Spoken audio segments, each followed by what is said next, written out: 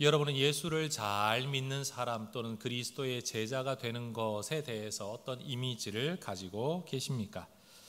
어떤 분들은 예수를 따른다라고 이야기를 하면 속세를 떠나서 세상과 등지고 살아가는 수도사 같은 이미지를 가지는 분들이 있습니다. 또 어떤 분들은 복음 전파를 위해서 순교를 무릅쓰고 말씀을 전하는 선교사가 되는 것 또는 그런 이미지가 그리스도의 제자됨이라고 생각하는 분들도 있습니다. 또 어떤 분들은 일생을 교회 사역에 헌신한 목회자들이 되는 것, 목회자가 그리스도의 제자가 아니겠나라고 생각하는 분들, 또 어떤 분들은 일반 성도들 가운데서도 세상의 즐거움을 다 떠나서 좀 재미없이 살아가는 사람들이 예수 믿는 사람들이 아닌가, 또는 세상의 사람의 관계를 멀리하고 오직 하나님 한 분 바라보고 사는 사람들이 좋은 성도들이 아닌가, 이런 생각들을 사람들마다 다르게 가지고 있습니다. 그러나 오늘 저는 이 설교를 통해서 한 가지 사실을 분명하게 이야기하고 싶습니다. 그것은 그리스도의 제자가 된다라는 것은 인간의 한계나 본성이나 인간의 삶을 넘어서서 무슨 천사나 로봇처럼 살아가는 삶이 아니다라는 것입니다. 다시 말해 여러분, 우리가 그리스도의 제자가 된다라는 것은 하나님께서 인류를 창조하실 때 의도하셨던 인간 삶의 원형, 그것을 따라가는 것이 바로 그리스도의 제자, 하나님의 백성된 길이다라는 주제를 저는 오늘 설교하려고 합니다. 한번 따라해 보십시다. 신앙인이 된다는 것은 인간이 된다는 것입니다.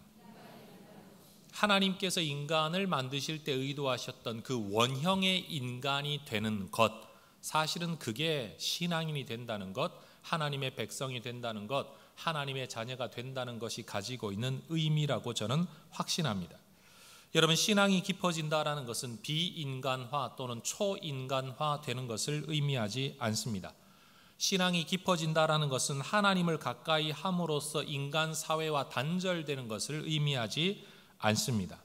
내세를 믿는 사람은 뜬구름 잡는 현실 부적응자의 삶을 살아가는 것이 아니라 이 땅에 발을 붙이고 사람들과 함께 이 땅의 삶을 살아가는 것입니다. 신앙을 이야기하면 뜬구름 잡는 이야기를 하는 게 아니라 사람 마음에 공감이 일어나는, 감동이 있는 이야기를 해야 된다라고 저는 생각을 합니다.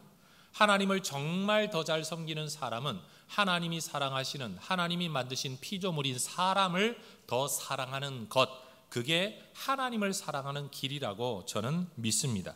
오늘 본문의 이야기가 바로 이런 주제를 우리에게 가르쳐주고 있는 거죠. 본문으로 한번 들어가 보겠습니다. 어느 날 한 율법 교사가 예수님께 나와 질문합니다. 25절이죠. 어떤 율법 교사가 일어나 예수를 시험하여 이르되, 선생님, 내가 무엇을 하여야 영생을 얻을 수 있겠습니까?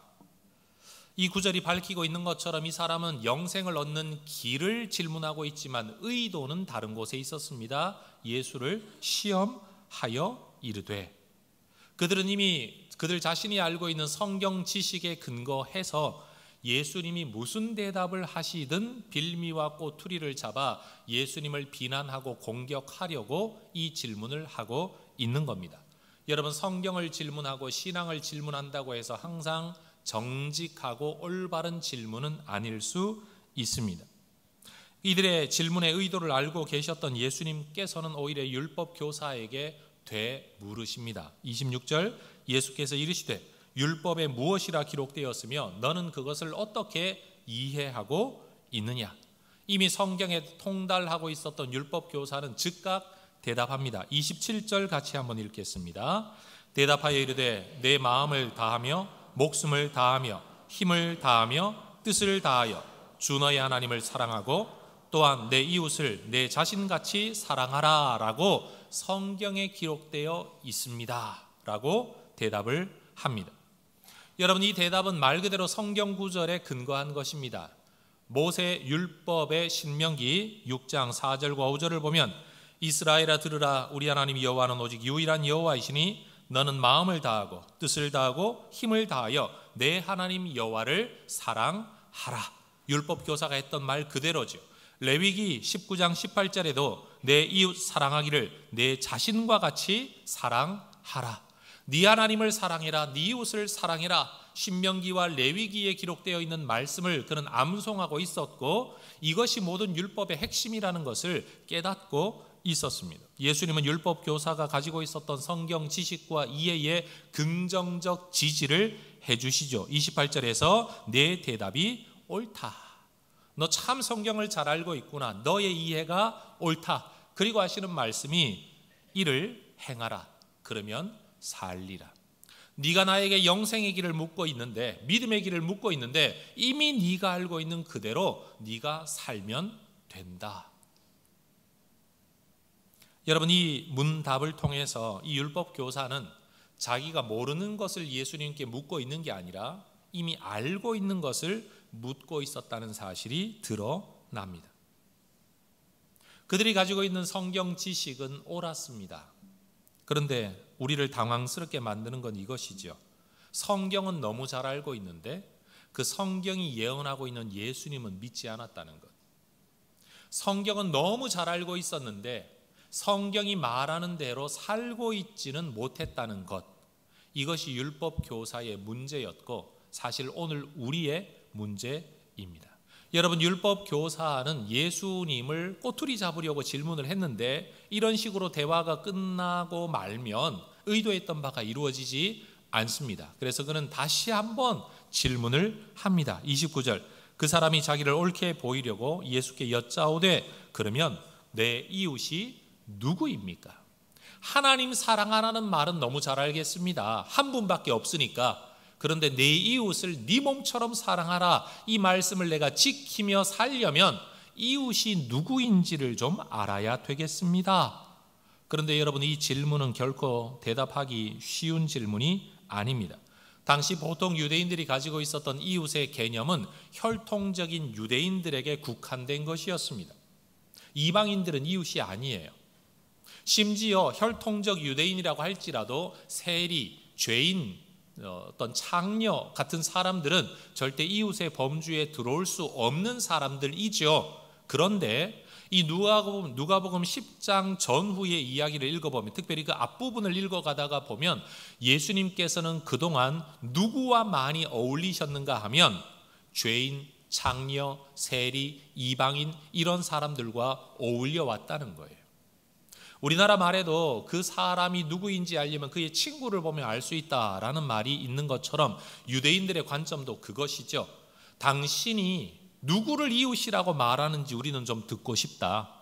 당신이 그동안 어울리는 사람들을 보면 우리 같은 종교 지도자들하고 어울리는 것은 멀리하고 오히려 세리, 창기, 죄인, 이방인 이런 사람들하고 많이 어울려 다녔는데 만약 당신이 그들을 이웃이라고 말한다면 당신이 그들의 친구, 당신도 죄인과 똑같은 사람이다 라고 공격을 하려는 마음을 가지고 지금 이 질문을 하고 있다는 겁니다. 바로 이때 예수님께서 들려주신 이야기가 선한 사마리아인의 이야기입니다. 여행길에 강도를 만난 한 사람이 있었습니다. 모든 것을 다 빼앗기고 옷까지 다 빼앗기고 죽도록 얻어맞은 후에 버려졌습니다. 그런데 마침 그 자리에 한 제사장이 그 길을 지나가다가 이 사람을 보았지만 피하여 지나갔습니다. 얼마 후에 한 레위 사람은 성전에서 모든 제사를 섬기도록 역할받은 사람들 아닙니까? 그들이 또 지나가다가 보고 피하여 지나갔습니다.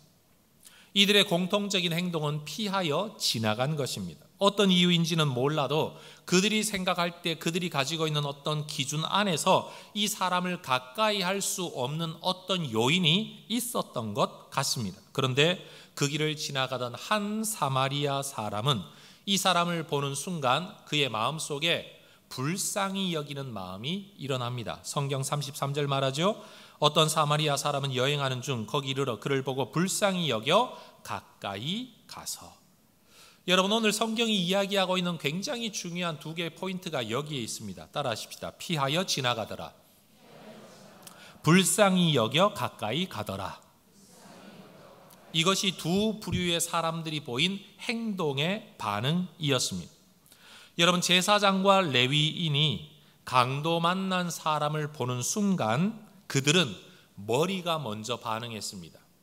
이 사람은 우리의 이웃인지 아닌지, 의인인지 죄인인지, 율법에 비추어 볼 때 내가 이 사람을 책임을 져야 하는지 말아야 하는지, 어쨌든 열심으로 머리가 돈 그 결과로, 생각한 결과로 그들은 피하여 지나갔습니다.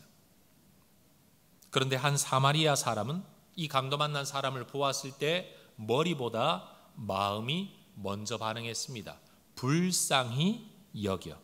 그리고 그를 가까이 다가가 돌보아 줍니다. 제사장과 레위인은 율법이라는 말씀으로 가득 차 있는 사람들, 그리고 상황을 볼 때마다 말씀에 근거해 판단을 했는데 그들이 도대체 율법의 말씀을 어떻게 이해하고 있었는지는 모르지만 그 율법적 사고 판단의 결과는 피하여 지나간 것입니다. 그런데 오히려 이 사마리아 사람은 유대인들의 입장에서 보면 개라고 취급을 받는, 인정받지 못하는 사람들이었습니다. 그들은 율법도 없는 사람들로 간주되어졌죠. 의롭지도 않은 사람으로 간주되어졌습니다. 경건하지도 않은 사람들이었습니다. 그런데 그들은 마음의 감동으로 이 불쌍한 사람을 돌보아 줍니다. 제사장과 레위 사람은 굳이 그래야 할 필요성을 느끼지 못해서 피하여 지나간 그 사람에 대하여 이 사마리아 사람은 반드시 그렇게 하지 않아도 될 만큼의 호의를 이 사람에게 베풉니다. 여러분, 이 사마리아 사람이 강도 만난 자에게 베푼 선한 행동이 무엇인지 34절과 5절이 기록합니다. 같이 한번 읽어보겠습니다. 기름과부터 읽습니다. 기름과 포도주를 그 상처에 붓고 싸매고 자기 짐승에 태워 주막으로 데리고 가서 돌보아 주니라. 그 이튿날 그가 주막 주인에게 데나리온 2를 내어주며 이르되 이 사람을 돌보아 주라. 비용이 더 들면 내가 돌아올 때에 갚으리라. 여러분, 여행하는 중에 사람들이 가지고 있는 돈뿐만 아니라 기름과 포도주 같은 것들은 음료일 뿐만 아니라 언제든지 돈으로 환전할 수 있는 가치 있는 물건이었습니다. 그런데 자기의 여행을 위해 준비했던 기름과 포도주를 이 사람의 응급처치를 위해 쏟아 붓습니다. 허비하고 있는 겁니다. 마치 예수님의 발에 기름을 부었던 어떤 사람처럼 여러분, 이 사람은 상처 입은 사람을 위하여 기름과 포도주를 쏟아 붓고 싸매어 줍니다. 자기가 타야 할 짐승에 그 사람을 태웁니다. 자기의 여행을 지체합니다. 하루나 머물면서 이 사람을 돌보아 줍니다. 비용과 시간을 이 사람에게 쏟아 붓는 겁니다. 그러고는 굳이 하지 않아도 될 만큼 그 정도도 충분한데 여러분, 한 사람의 하루 품삯의 이틀 분량을 여관 주인에게 주면서 이 사람을 돌보아 달라고 이야기합니다. 그리고 혹시라도 비용이 더 들면 내가 돌아오는 길에 갚을 테니 반드시 이 사람을 챙겨달라고 부탁하고 있는 겁니다. 여러분, 이 이야기를 마무리 지으면서 예수님께서 질문하십니다. 네 생각에는 이 세 사람 중에 누가 강도 만난 자의 이웃이 되겠느냐? 자, 여러분 한번 대답해 보십시오. 이 세 사람 중에 누가 강도 만난 사람의 이웃이 되겠습니까? 율법 교사는 이렇게 대답했습니다. 자비를 베푼 사람입니다. 여러분, 이 표현에 주목해야 될 것은요, 유대인 율법 교사는 자기 입에 사마리아 사람이라는 단어도 올리기 싫어했다는 겁니다. 그러면서 그냥 하는 말이 자비를 베푼 사람이에요. 그러자 예수님 말씀하십니다. 가서 너도 이와 같이 하라. 따라하십시다. 가서 너도 이와 같이 하라. 저나 여러분이나 우리의 문제는 하나님의 뜻을 모르는 게 문제가 아니고 알고 있는 하나님의 뜻을 순종하기 싫어한다는 게 문제죠. 부모 공경해야 되는 줄 모르는 사람 누가 있습니까? 아내와 남편 사랑해야 되는 줄 모르는 사람이 누가 있습니까? 성경을 보면 다른 사람에게 베풀며 살아라, 나누며 살아라, 지고 살아라, 여러분 선하게 살아라, 이런 구절 우리는 이미 다 압니다. 교회 안 다니는 사람도 알고 있습니다. 근데 문제는 그렇게 살기 싫은 거죠. 예수님은 너무나도 성경의 핵심을 잘 알고 있는 율법 교사에게 하나님 사랑, 이웃 사랑. 이웃이 누구냐? 자비를 베푼 사람. 그러면 네가 자비 베풀며 살면 된다. 너무나도 분명하게 이 길을 가르쳐주고 계십니다.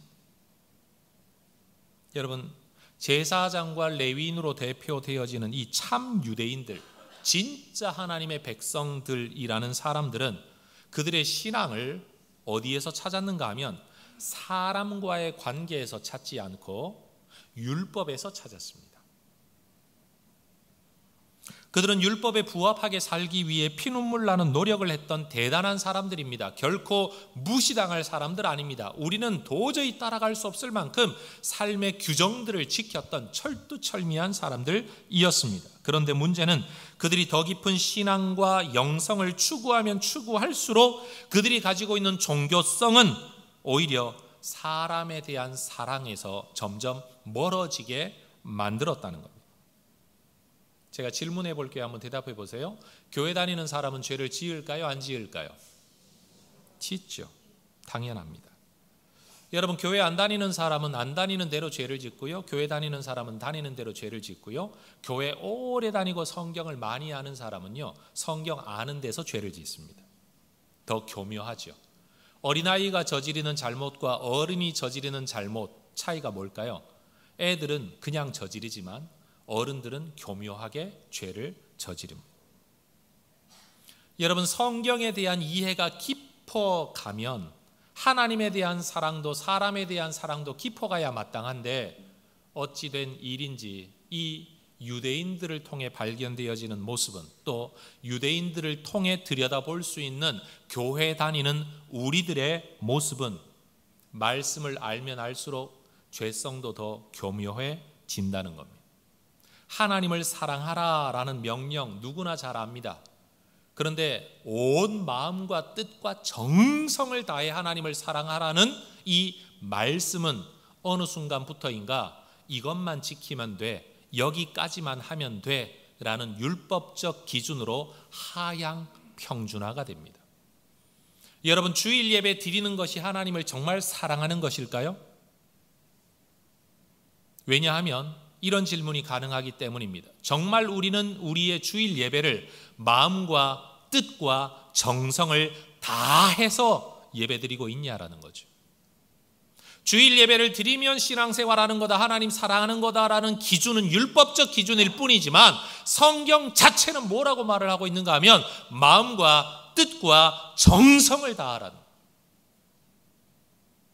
그런데 언제부터인가 마음과 뜻과 정성을 다해서 사랑해야 될 하나님은 11조만 드리면 되는 것, 주일 예배만 드리면 되는 것, 모임에만 참여하면 되는 것, 교회가 요구하는 최소한의 기준만 지키면 되는 것으로 언제부터인가 하향 평준화가 되고 말았어요.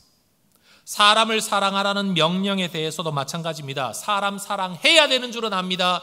그런데 사랑해야 될 대상을 점점 축소하기 시작하죠. 의인과 죄인을 구분지어 죄인은 사랑하지 않아도 될 사람, 의인 가운데서도 흠과 결이 있으면 내가 또 사랑하지 않아도 될 당위성이 있는 사람, 그래서 내가 사랑해야 될 사람, 사랑해야 하라는 하나님의 명령에 부합되는 순종은 여러분 모든 사람을 향한 것이 아니라 내가 인정하는 몇몇 사람에게 대해서만 사랑하면 바로 사람을 사랑하는 것이 된다라고 우리 스스로 하나님의 뜻과는 상관없는 자기 기준을 정해놓고 살아간다는 겁니다.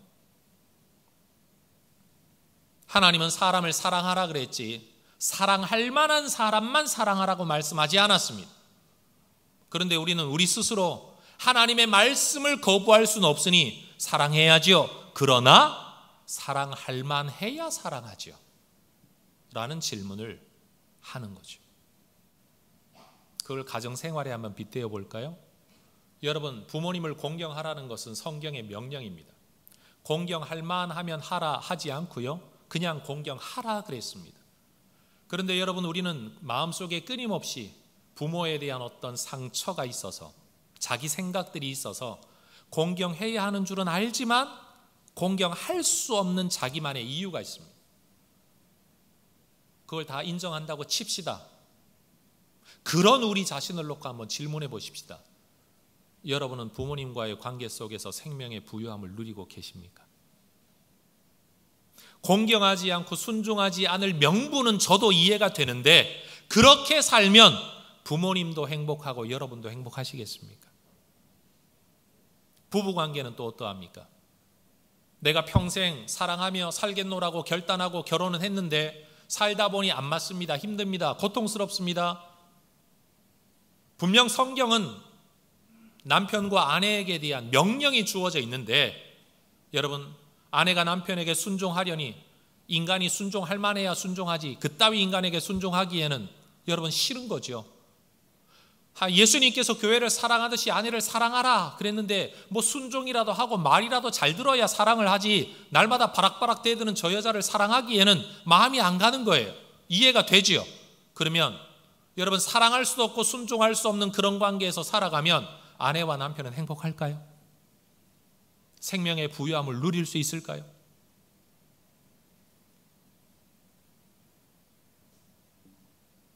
이 유대인들은 예수님께 나와서 구원의 길이 무엇입니까를 묻고 있지만 사실 그들은 이 구원의 길을 가기 싫어하는 사람들이었습니다.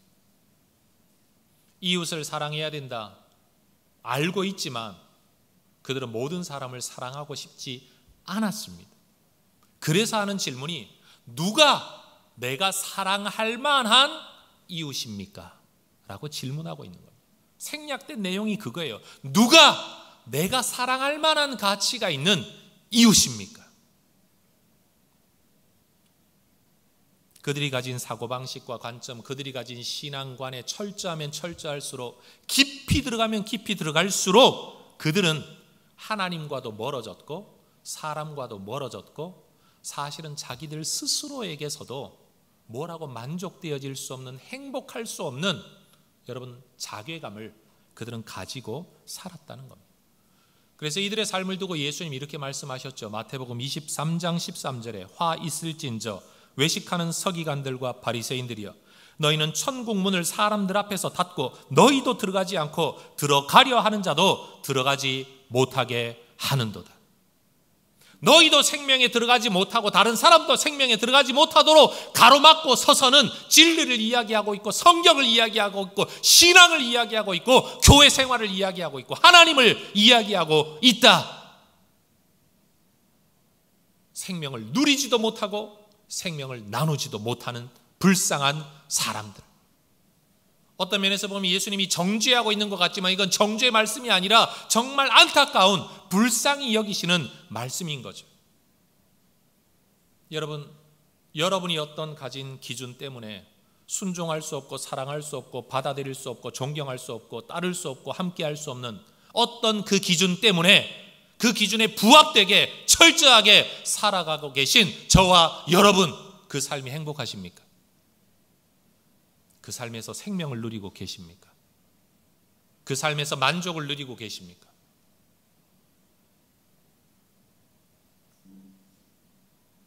저는 목회하는 목회자로서 비록 일부 사람들의 모습이기는 하겠지만 신앙생활이 길어지면 길어질수록 사람들은 왜 그렇게 비논리적으로 변해가고 비상식적으로 변해가고 반사회적인 사람으로 변해가고 하나님을 떠들어대면 떠들어댈수록 왜 자기가 하나님인 것처럼 독선과 아집과 아나무인격인 태도로 변해가는 걸까요?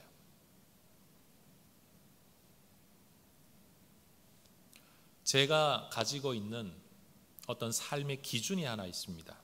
그것은 예를 들어 목회자로서 내 삶의 성공은 무엇일까? 라는 기준을 제가 어떻게 생각을 하는가 하면 내가 하는 일에서도 열매가 있는 게 보람이 되죠.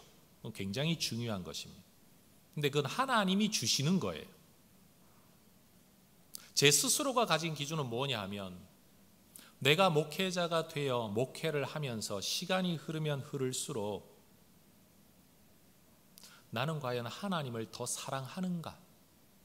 이전보다 더 뜨겁게. 사람에 대한 사랑의 마음이 더 깊어지는가? 내 자신의 한계를 더 잘 인정하는가? 제가 가지고 있는 성공적 신앙의 기준은 바로 그겁니다. 우리는 하나님을 향해 시간이 흐르면 흐를수록 가슴이 더 뜨거워지는 사람입니까? 아니면 식어가고 있습니까? 시간이 흘러가면 흘러갈수록 따지는 게 많아지고 가리는 것 많아지고 딱딱하고 메마르고 비인간적으로 변해가면서 오직 성경, 교회, 원칙, 법, 율법만 따지는 이상한 사람들, 정말 사람 냄새가 나지 않는 사람들로 혹시나 변해가고 있는 것은 아닙니까? 오늘 율법 교사는 예수님께 나와 그렇게 질문했죠. 누가 나의 이웃입니까? 그런데 예수님은 반대로 질문하셨습니다. 너는 누구의 이웃이냐? 따라하십시다. 누가 나의 이웃인가? 나는 누구의 이웃인가? 여러분은 누구의 이웃입니까? 내가 사랑해야 할 이웃이 누구입니까? 라고 질문하고 있는 율법교사는 내가 사랑할 만한 가치와 자격을 가진 퀄리파이드 된 사람이 과연 누구입니까? 라고 질문하고 있지요. 그 말 이면에는 당신이 이방인과 세리와 죄인과 창기들과 놀고 먹고 있고 어울리고 있는 당신은 나의 이웃일 수 없습니다 라고 말하고 있는 이 사람에게 예수님은 너는 누구의 이웃이냐? 그러면 창기의 이웃은 누가 될 수 있겠냐? 누가 세리의 이웃이 될 수 있겠냐? 누가 상처받은 사람의 이웃이 될 수 있겠냐? 오늘날 교회 안에서도 마찬가지입니다. 누가 우리의 이웃이냐? 누가 우리의 형제냐? 라고 묻고 있지만 주님은 말씀하십니다. 누가 죽어가는 영혼들의 이웃이 될 거냐? 누가 죽어가는 사람들의 형제가 되어 줄 것이냐? 이게 정말로 중요한, 똑같이 성경과 율법을 그것으로 먹고 사는 율법 교사가 여러분 오히려 성경을 이야기하면 할수록 하나님과 멀어지고 있는 자리가 바로 그곳이었습니다. 사실 이 강도 만난 사람은 태어나서 죽을 때까지 강도 만나 그런 처지에 있는 건 아닙니다. 이 사람도 멀쩡한 삶 잘 살았습니다. 그러다가 어느 순간 강도를 만났고 잠깐 이렇게 죽게 될 처지에 이르게 된 겁니다. 제사장과 레위 사람은 그 사람의 형편이 아니라 내가 뭘 해야 되냐, 그것이 그들의 기준이었습니다. 그러나 사마리아 사람은 여행자로서, 그도 한 사람의 여행자로서 여러분 강도 만난 자에게 동정심을 느꼈습니다. 나도 언젠가는 이런 일을 당할 수 있다는 사실이.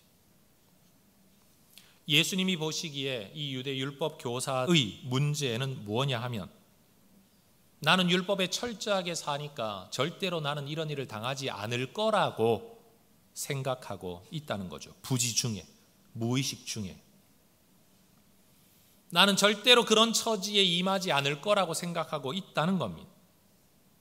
그런데 이 사마리아 사람은요, 나도 언젠가는 저런 강도를 만날 수 있고 나도 누가 돌봐주지 않으면 길거리에서 죽어나갈 수 있는 존재라는 사실에 대해, 나도 그와 똑같은 한 사람의 인간이라는 사실에 대하여 그런 마음에 불쌍히 여기는 마음이 일어난 겁니다.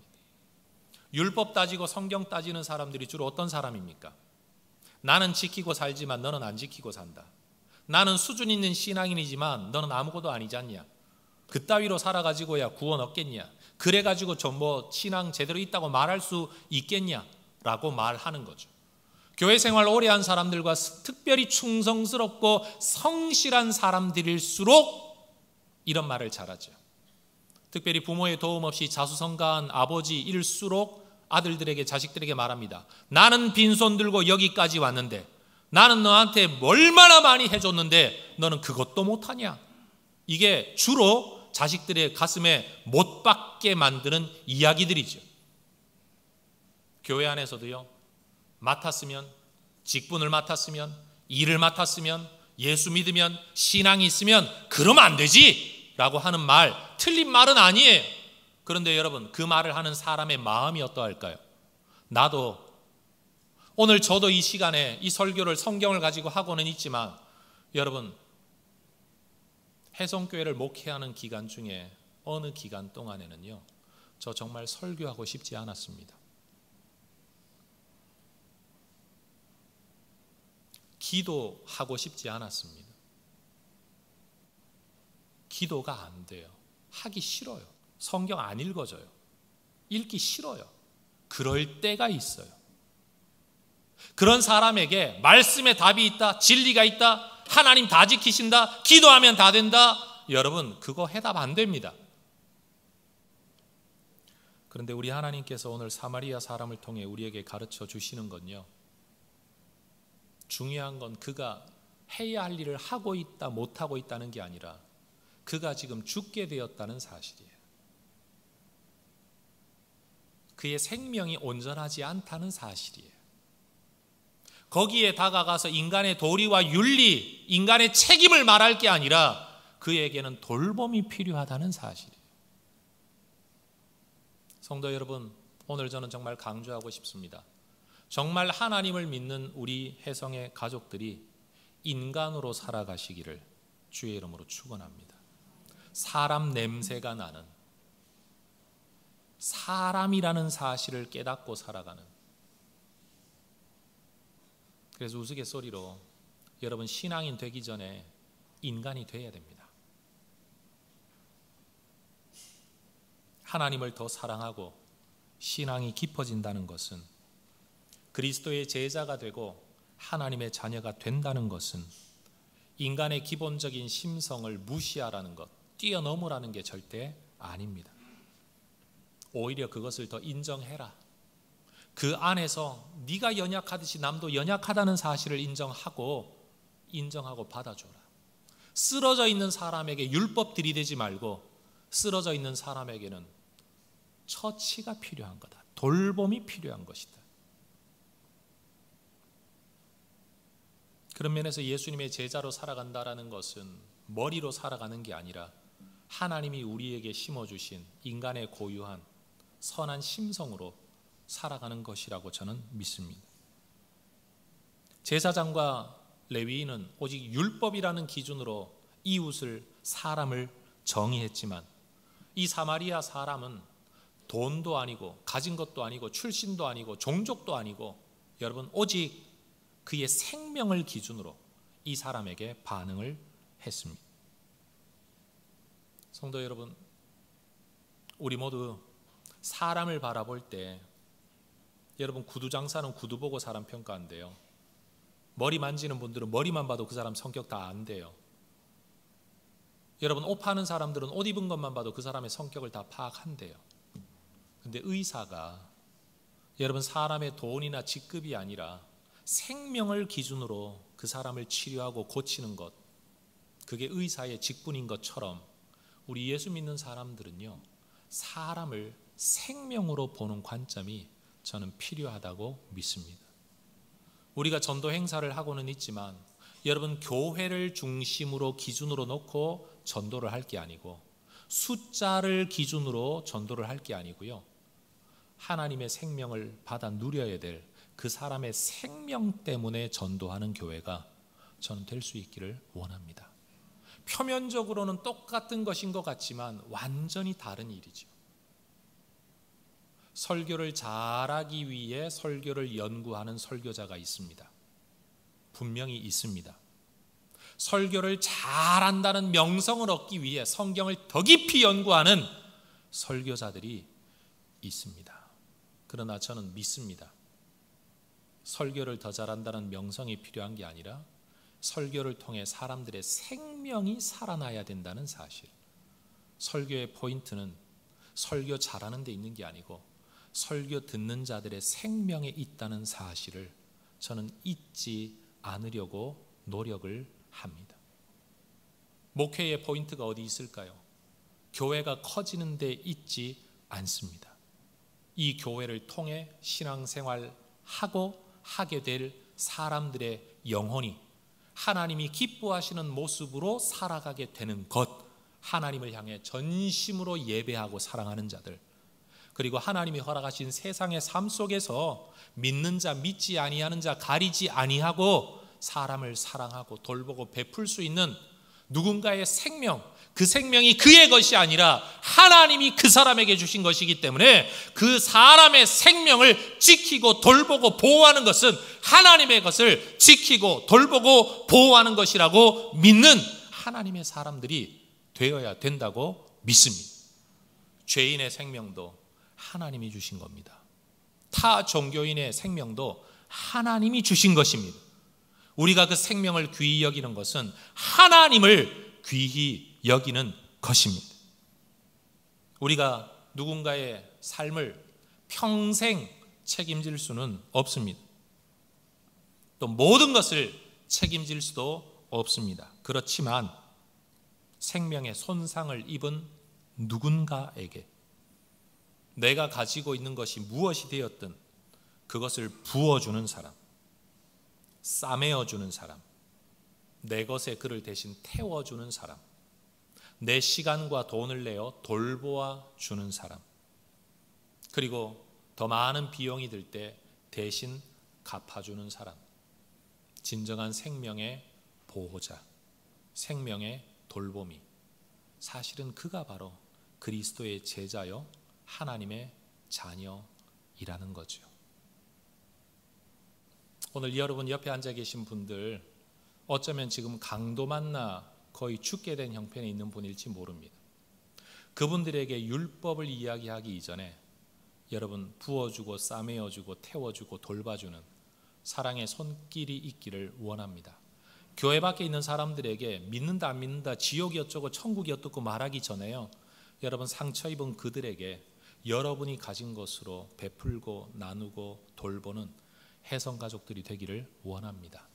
정말 인간미 없고 사람 냄새 나지 않고 사리새인 같은 천국에 들어가지도 못하고 들어가는 사람도 많고 생명도 없으면서 있는 척하고 다른 사람 생명 빼앗는 그런 바리새적 예수쟁이들이 아니라 정말 사람 냄새 나고 인간미가 있는 그런 그리스도인 우리 혜성의 가족들은 그런 사람들이 되기를 주의 이름으로 축원합니다.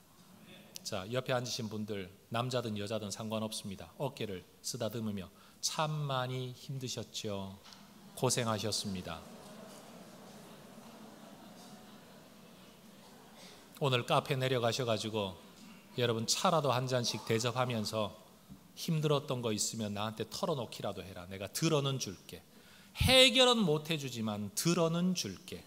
여러분 그런 성도들로 살아가시기를 바랍니다.